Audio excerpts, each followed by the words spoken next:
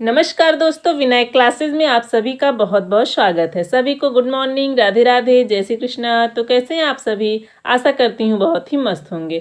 और आप सभी को पता है अपनी ईवीएस की प्रैक्टिस लगातार चल रही है, जिसमें से आज ये 14वीं क्लास है। इसके पहले का क्लास जो भी साथी नहीं देखे हैं वो प्लेलिस्ट में जाके जरूर देखें। तो चलिए दोस्तों, बिना देर किए हुए चलते हैं अपने क्वेश्चन पे और स्टार्ट करते हैं आज का फर्स्ट क्वेश्चन। आज का क्वेश्चन है कि थट्टेकाट पक्षी अभ्यारण्य कहाँ स्थित है? केरल में, तमिलनाडु में, कर्नाटक में, आंध्र प्रदेश में। यहाँ पे थट्टेकाट पक्षी अभ्यारण्य को पूछा है। इसका जो है इसको और किस नाम से जाना जाता है? इसे जो है सलीम अली पक्षी अभ्यारण्य के रूप में भी जाना जाता है। यह भारत के केरल राज्य के, कहाँ पे? केरल राज्य के एर्नाकुलम जिले में स्थित है। कहाँ पे?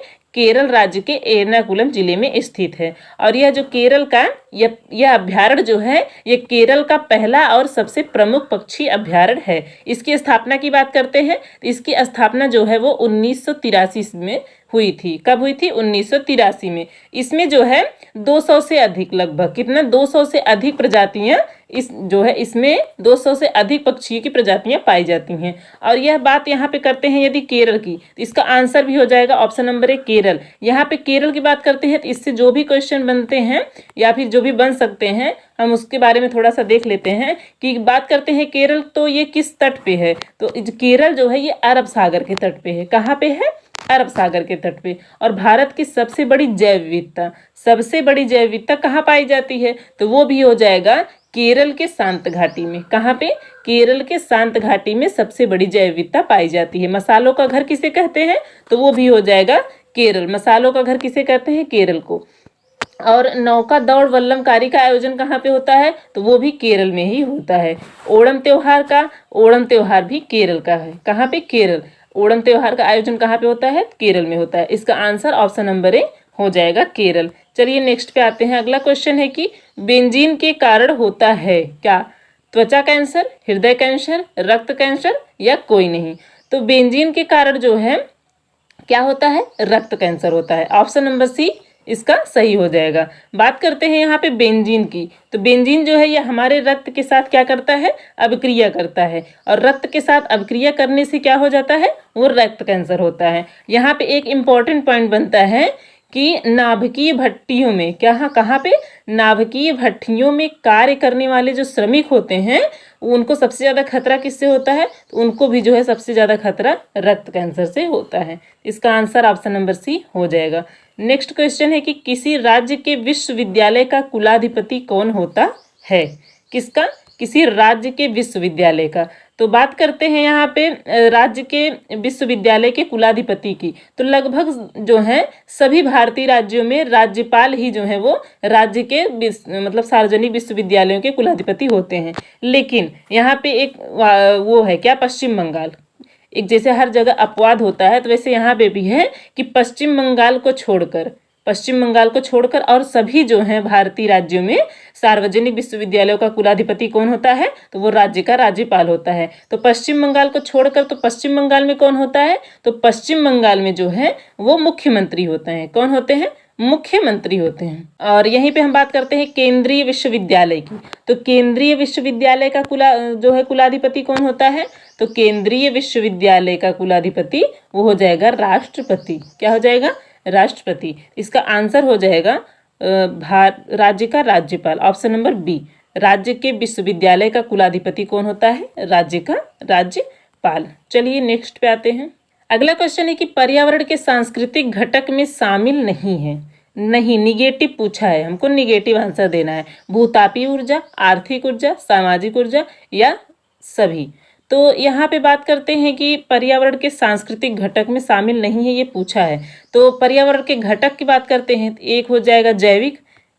तो जैविक मतलब जैविक जो सजीव होते हैं जिनमें जीवन पाया जाता है। पृथ्वी पर कोई भी प्राणी हो जिसमें जीवन है वो क्या है? वो जैविक है। जैसे पशु पक्षी, पेड़ पौधे, मानव, सूक्ष्म जीव, ये सब क्या हो जाएंगे? जैविक हो जाएंगे। एक और क्या हो जाता है? अजैविक। अजैविक में कौन कौन आते हैं? वो जो प्राकृतिक निर्जीव, मतलब निर्जीव तो हो लेकिन वो प्राकृतिक होने चाहिए, जब प्रकृति द्वारा प्राप्त हो वो हो, और निर्जीव भी हो, वो क्या हो जाएंगे, वो अजैविक हो जाएंगे। जैसे पर्वत, पठार, मृदा, वायु, जल, ये सब जो है वो क्या है, ये निर्जीव भी हैं प्लस प्रकृति द्वारा प्राप्त हैं, तो ये क्या हो जाएंगे, ये अजैविक हो जाएंगे। और यहीं पे हम बात करते हैं मानव निर्मित की। मानव निर्मित में जो है जीव द्वारा निर्मित, किसके द्वारा, जो हमको मनुष्य द्वारा निर्मित प्राप्त हो पर वो निर्जीव हो, मानव द्वारा निर्मित भी हो प्लस वो निर्जीव हो, तब वो मानव निर्मित कहलाएगा।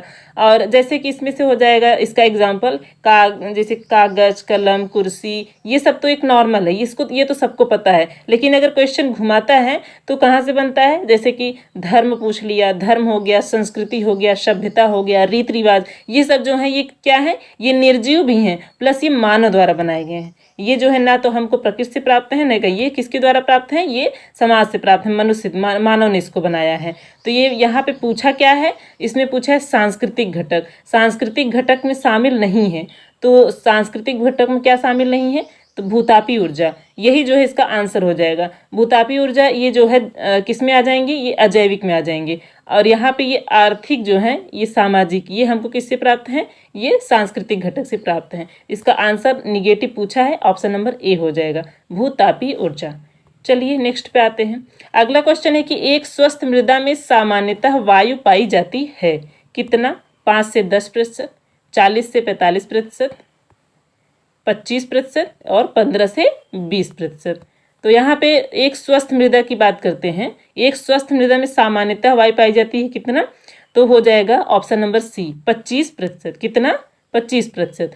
और एक स्वस्थ मृदा कैसी होती है, तो वो जो है ह्यूमस युक्त होती है। कैसी होती है, ह्यूमस युक्त होती है। ह्यूमस क्या है, तो ह्यूमस शब्द जो का है, ह्यूमस शब्द का मूल शब्द क्या होता है, तो ह्यूमस शब्द का मूल शब्द जो है वो होता है जैविक खाद। जैविक खाद मतलब जो सड़े गले, जैसे कि खेतों में आप लोग देखते होंगे जो खाद बनाया जाता है, जैविक खाद, जो घर मतलब कि कूड़ा कचड़ा, गोबर का खाद जो होता है वही सब हो जाएगा जैविक खाद, इसके अंतर्गत आते हैं। तो यहाँ पे बात करते हैं कि मृदा का प्रोटीन किसे कहा जाता है। मृदा का प्रोटीन जो है वो किसे कहा जाएगा, वो नाइट्रोजन को कहा जाएगा। किसको, नाइट्रोजन को। लेकिन जो है हरे पेड़ पौधे जो होते हैं वो सीधे नाइट्रोजन को ग्रहण नहीं करते हैं। क्या, वो सीधे नाइट्रोजन को ग्रहण नहीं करते हैं, तो वो जो है मृदा से क्या लेते हैं, वो मृदा से नाइट्रेट लेते हैं। क्या लेते हैं, नाइट्रेट। इसका आंसर जो है वो हो जाएगा 25%। एक स्वस्थ मृदा में सामान्यतः वायु पाई जाती है कितना, 25%। नेक्स्ट क्वेश्चन है कि सामान्य रूप से आहार श्रृंखला में कितनी कड़ियाँ होती हैं। कड़ियाँ मतलब जुड़ाव, जुड़ाव मतलब जिससे कि जोड़, जो कौन मतलब आहार श्रृंखला में कितनी कड़ियाँ होती हैं, 2, 3, 4, 5। तो आहार श्रृंखला में जो है वो 4 कड़ियाँ होती हैं, कितनी, 4। ऑप्शन नंबर सी इसका सही हो जाएगा। कैसे, उत्पादक होता है, एक हो गया उत्पादक, प्राथमिक उपभोक्ता, द्वितीयक उपभोक्ता और तृतीयक उपभोक्ता और अपघटक। जो स्तर होते हैं, यहाँ पे देखिए, यहाँ पे कड़ियाँ पूछा है, लेकिन यदि स्तर पूछे तो स्तर कितने हो जाएंगे, 5, 1, 2, 3, 4, 5। ये क्या हो गए, ये स्तर हो गए। और कड़ियाँ मतलब उत्पादक से प्राथमिक उपभोक्ता में जो ये जुड़ाव होता है इसको कड़ियाँ बोलते हैं। ये चेन जो इससे जुड़े होते हैं इसको जो है कड़ियाँ बोलते हैं। तो ये कितना हुआ, इन पांचों के बीच में तो 4 ही कड़ी है ना, 1, 2, 3, 4। तो ये जो है कड़ियाँ पूछा है, तो कड़ियाँ कितनी हो जाएंगी, 4 हो जाएंगी। अस्तर कितना हो जाएगा, अस्तर जो है वो 5 हो जाएगा। इसका आंसर हो जाएगा ऑप्शन नंबर सी। चलिए नेक्स्ट पे आते हैं। अगला क्वेश्चन है कि अंतर्राष्ट्रीय न्यायालय का मुख्यालय अवस्थित है। अंतर्राष्ट्रीय न्यायालय का मुख्यालय कहाँ पे है, हेग में, न्यूयॉर्क में, जिनेवा में या पेरिस में। तो अंतर्राष्ट्रीय न्यायालय का मुख्यालय जो है वो कहाँ पे है, हेग में है। ऑप्शन नंबर ए, हेग में है। और इसकी स्थापना कब हुई थी, इसकी स्थापना जो है वो 3 अप्रैल 1946 में हुई थी। कब हुई थी, 3 अप्रैल 1946 ईस्वी में इसकी स्थापना हुई थी।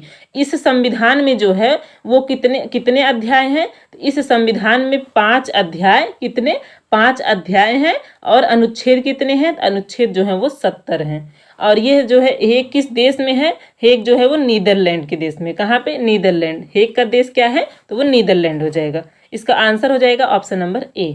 नेक्स्ट क्वेश्चन है कि यूएनईपी ने किसे आर्थिक परिस्थिति का पिता कहा है। तो Ernest Haeckel, A G Tansley, Norman Borlaug, MS Swaminathan. UNEP UNEP का फुल फॉर्म क्या हो जाएगा? United Nation Environment Programme. इसको हिंदी में क्या कहते हैं? इसको हिंदी में कहते हैं संयुक्त राष्ट्र पर्यावरण कार्यक्रम। इसकी स्थापना जो है वो मनुष्य के द्वारा पर्यावरण के लिए किए जाने वाले पहले सम्मेलन में की गई थी। किसने? पहले सम्मेलन में। और मनुष्य द्वारा जो पर्यावरण पर पहला सम्मेलन हुआ था उसका नाम क्या था? उसका नाम हो जाएगा स्टॉकहोम। क्या? स्टॉकहोम सम्मेलन। स्टॉकहोम सम्मेलन ये कब हुआ था? 1972 में। कब हुआ था? 1972 में। और स्टॉकहोम कहाँ पर है? तो ये जो है स्वीडन में। कहाँ है? स्वीडन में। इसका मुख्यालय जो है वो केन्या के नैरोबी शहर में। कहाँ पे? केन्या के नैरोबी शहर में है। और यहीं पे बात करते हैं अर्नस्ट हैकल की। तो पारिस्थितिकी क्वेश्चन इन दोनों से बहुत मतलब ये जो अर्नस्ट हैकल हैं और एजी टांसले, इनसे क्वेश्चन बहुत बनता है कि पारिस्थितिकी शब्द का सर्वप्रथम प्रयोग किसने किया? तो पारिस्थितिकी शब्द का सर्वप्रथम प्रयोग जो किया था वो अर्नस्ट हैकल महोदय ने किया था। और पारिस्थितिकी तंत्र शब्द का प्रयोग जो है वो एजी टांसले ने किया था। कब किया था? 1935 ईस्वी में। केवल पारिस्थितिकी पूछे तो अर्नस्ट हैकल हो जाएंगे और पारिस्थितिकी तंत्र पूछ ले तो एजी टांसले हो जाएंगे। और नॉर्मन बोरलॉग जो हैं ये हरित क्रांति के जनक माने जाते हैं। लेकिन कहाँ पे? तो विश्व में हरित क्रांति के जनक कौन है? नॉर्मन बोरलॉग जी हैं। और स्वामीनाथन, MS स्वामीनाथन, ये जो है ये भारत में, कहाँ पे? भारत में हरित क्रांति के जनक इनको माना जाता है। और ये पूछा क्या है? UNEP ने किसे आर्थिक परिस्थिति का पिता कहा है? तो ये हो जाएगा option number D, MS Swaminathan. इनको जो है पारिस्थितिकी का पिता कहा है। नेक्स्ट पे आते हैं। अगला क्वेश्चन है कि अविभाजित भारत की तस्वीर का मंदिर कहाँ पर स्थित है? कौशाम्बी में, सीतापुर में, लखीमपुर खीरी में, वाराणसी में। तो अविभाजित भारत की तस्वीर का मंदिर जो है ये वाराणसी में है। कहाँ पे? वाराणसी में। वाराणसी से 2-3 पॉइंट बन सकता है क्वेश्चन। उसको हम देखते हैं क्या कि केंद्रीय सब्जी अनुसंधान संस्थान, या फिर श्री काशी विश्वनाथ कॉरिडोर और बनारस हिंदू विश्वविद्यालय, ये सब कहाँ पे हैं? तो ये सब जो है वाराणसी में है। एक बार हम फिर से रिपीट करते हैं। क्या? केंद्रीय सब्जी अनुसंधान संस्थान, बनारस हिंदू विश्वविद्यालय, या फिर श्री काशी विश्वनाथ कॉरिडोर, ये कहाँ पे है? ये जो है बनारस में है। और जो है वरुड़ा, क्या? वरुड़ा प्लस 80 घाट, क्या? 80 घाट, इनके योग से जो है, इन दोनों के संयोग से क्या बना है? इन दोनों के संयोग से वाराणसी का निर्माण हुआ है। इसका आंसर भी हो जाएगा ऑप्शन नंबर डी। चलिए नेक्स्ट पे आते हैं। क्वेश्चन है कि किस देश के संविधान से मौलिक कर्तव्यों को लिया गया है? जर्मनी, यूनाइटेड किंगडम, USA या USSR। तो USSR को वर्तमान में कहते हैं क्या? वर्तमान में कहते हैं रूस। रूस मतलब सोवियत संघ रूस, वर्तमान में इसे क्या कहते हैं? रूस। इसको संविधान के भाग 4, कहाँ पे? भाग 4। और भाग 4 के कहाँ पे? तो भाग 4 के क में जोड़ा गया है। और अनुच्छेद की बात करते हैं तो अनुच्छेद जो है वो 51 का हो जाएगा। इसको संविधान के भाग 4 क में और अनुच्छेद 51 क में जोड़ा गया है। और इसका उद्देश्य पूछे, इसका उद्देश्य क्या है? इसे भारत के प्रत्येक नागरिक को पालन करना चाहिए, इसका उद्देश्य यही है। तो इसका आंसर हो जाएगा ऑप्शन नंबर डी, USSR। किस देश के संविधान से मौलिक कर्तव्यों को लिया गया है? तो USSR से लिया गया है। अगला क्वेश्चन है कि एक वयस्क मनुष्य में कुल अस्थियों की संख्या होती है।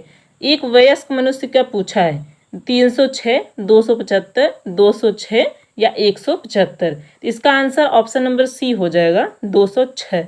यहाँ पे वयस्क मानव का पूछा है तो वयस्क मानव में कुल अस्थियों की संख्या 206 होती है। यहीं पे नवजात शिशु में यदि पूछे, बात करते हैं नवजात शिशु में, तो नवजात शिशु में जो है वो 300 से अधिक जन्म के समय हड्डियां अधिक होती हैं, क्योंकि ये जो आपस में पूरी तरह जुड़ी नहीं होती हैं इसलिए अधिक होती हैं। और जैसे जैसे बच्चा बड़ा होता है ये हड्डियां आपस में जो है मिलकर एक हो जाती हैं, तब वो कितनी हो जाती हैं? 206 हो जाती हैं। अगला इसका आंसर हो जाएगा ऑप्शन नंबर सी। क्या हो जाएगा? Option number C. चलिए नेक्स्ट पे आते हैं। अगला क्वेश्चन है कि ग्रीन पीस इंटरनेशनल का मुख्यालय अवस्थित है।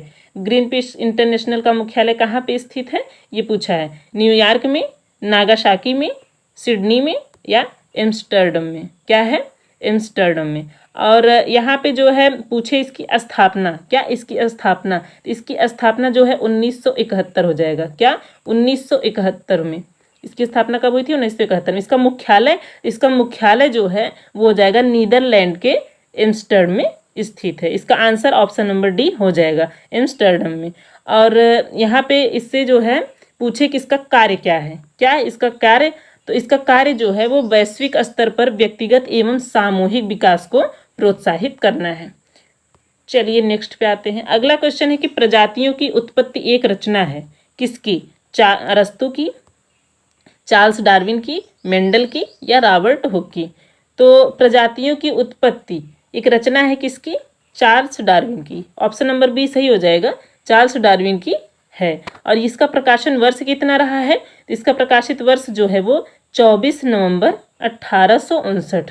कब हुआ था प्रकाशित? ये 24 नवंबर 1859 को हुआ था। इसका मूल सिद्धांत क्या था? तो इस पुस्तक में डार्विन ने जो है विकासवाद के सिद्धांत और प्राकृतिक चयन की अवधारणा प्रस्तुत की थी। क्या की थी? विकासवाद के सिद्धांत और प्राकृतिक चयन की अवधारणा प्रस्तुत की है। इसका आंसर ऑप्शन नंबर बी हो जाएगा। अगला क्वेश्चन है कि सतत विकास प्राप्त करने का लक्ष्य रखा गया है, कब रखा गया? 2025 में, 2028 में, 2030 में या 2035 में? इसको जितना इम्पोर्टेंट कहो उतना ही कम है। ये 2 से 3 बार एग्जाम में पूछा गया है और आगे भी पूछा जा सकता है। इससे क्वेश्चन अक्सर बनते रहते हैं। तो सतत विकास शब्द का जो है सर्वप्रथम प्रयोग वो किसने किया? तो वो ब्रंटलैंड रिपोर्ट द्वारा। किसके? ब्रंटलैंड रिपोर्ट द्वारा इसका जो है प्रयोग किया गया था। इसकी परिभाषा बहुत पूछता है, तो इसकी परिभाषा क्या हो जाएगी? तो प्राकृतिक संसाधनों का वर्तमान समय में ऐसा प्रयोग जिससे उसकी उपयोगिता भविष्य के लिए बनी रहे, तो क्या हो जाएगी? सतत विकास। पर्यावरण में एक सम्मेलन हुआ जिसका नाम क्या था? वो था जोहान्सबर्ग सम्मेलन। कब हुआ था जोहान्सबर्ग सम्मेलन? तो 2002 में। कब हुआ था? 2002 में। और इसको जोहान्सबर्ग को और किस नाम से जानते हैं? तो जोहान्सबर्ग को रियो प्लस 10 भी कहा जाता है।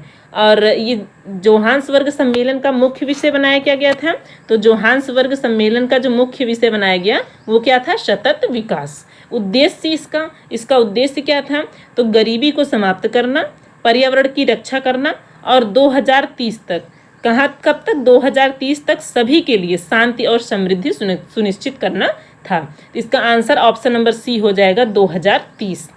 अगला क्वेश्चन है कि सूर्य के प्रकाश से संचालित होने वाला है क्या? कार्बन चक्र, नाइट्रोजन चक्र, सल्फर चक्र या फास्फोरस चक्र? तो सूर्य के प्रकाश से प्रकाश संश्लेषण की क्रिया होती है। क्या होती है? सूर्य के प्रकाश से प्रकाश संश्लेषण की क्रिया होती है। और प्रकाश संश्लेषण की क्रिया से जो है वायुमंडल में हरे पेड़ पौधे लेते हैं क्या? CO2 लेते हैं और O2 छोड़ते हैं, कार्बन डाइऑक्साइड लेते हैं और ऑक्सीजन को छोड़ते हैं। लेकिन यहाँ पे एक पॉइंट बनता है कि हरे पेड़ पौधे सामान्य श्वसन में, कब? सामान्य श्वसन में। सामान्य श्वसन में ऑक्सीजन लेते हैं, इसका उल्टा होता है। सामान्य श्वसन में ये भी हमारी तरह, मनुष्य की तरह ये जो है ऑक्सीजन को लेते हैं और कार्बन डाइऑक्साइड को छोड़ते हैं। इसीलिए जो कहा जाता है ना हमको कि रात के समय हमें पेड़ के नीचे नहीं होना चाहिए। तो एक पीपल हो गया, पीपल जो है ये 24 घंटा ये हमेशा ऑक्सीजन को देता है। पीपल को छोड़ के और कुछ महीने में हम तुलसी को भी छोड़ देते हैं। किसको? तुलसी। और बाकी सब पेड़ जो हैं सामान्य श्वसन में क्या करते हैं? ऑक्सीजन को लेते हैं और कार्बन डाइऑक्साइड को इसको लेते हैं और कार्बन डाइऑक्साइड को छोड़ते हैं। इसका आंसर हो जाएगा ऑप्शन नंबर ए, सूर्य के प्रकाश से संचालित होने वाला क्या है? कार्बन चक्र। इसका आंसर ऑप्शन नंबर ए हो जाएगा। पूरा वीडियो देखने के लिए आप सभी का दिल से बहुत बहुत धन्यवाद। कैसी रही क्लास कमेंट करके ज़रूर बताएं। और वीडियो यदि पसंद आई हो तो एक लाइक करना ना भूलें। चैनल पे यदि नए हैं तो चैनल को सब्सक्राइब भी कर लें। तो चलिए दोस्तों, मिलते हैं एक नई वीडियो में एक नई जानकारी के साथ। तब तक के लिए नमस्कार।